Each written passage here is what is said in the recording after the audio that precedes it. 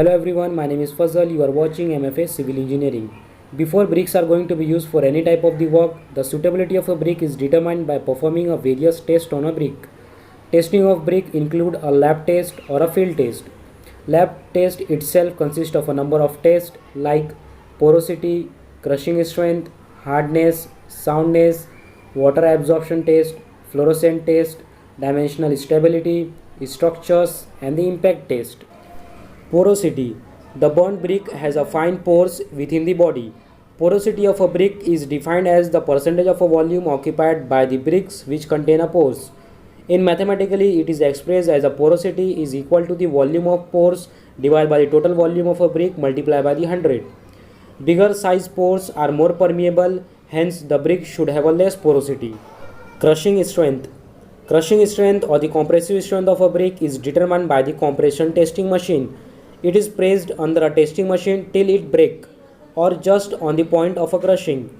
Note down the reading at the point of a crushing which indicate the crushing strength.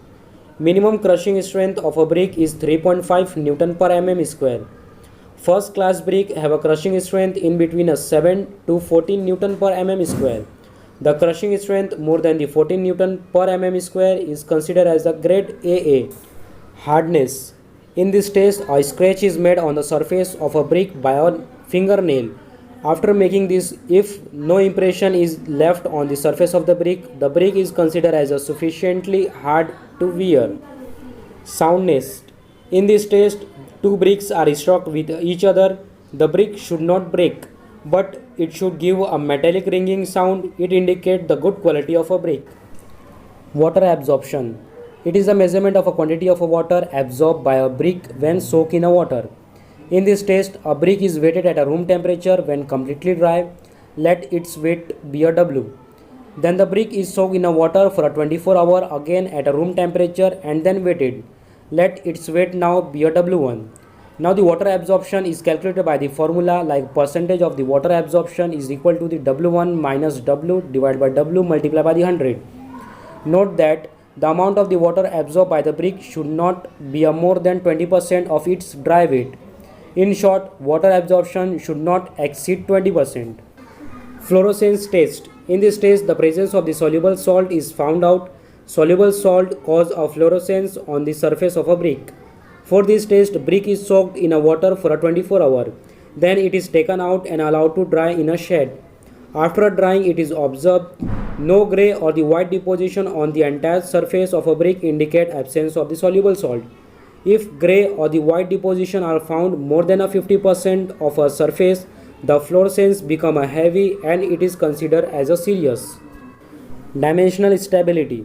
When bricks are weighted, there is a change in the volume or a linear dimension. The resistance to change of a volume is called as a dimensional stability. Bricks saturated with the water indicate a 0.02% of a linear expansion, which is a normal. Bricks which undergoes a more linear expansion are not good for the construction work and it indicates that they are underburned.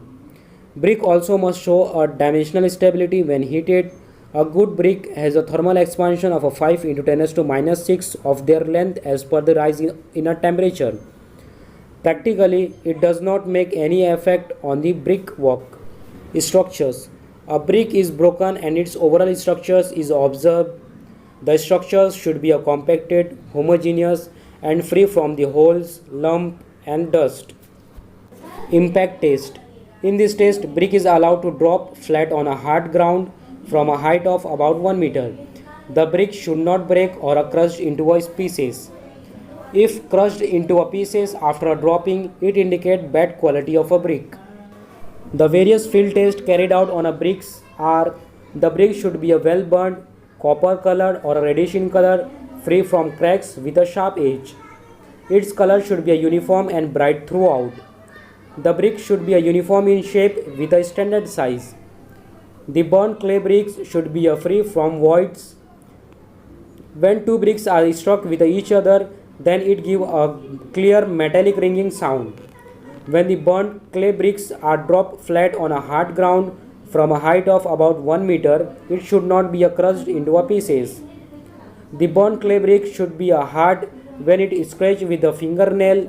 No impression should be left on the brick surface.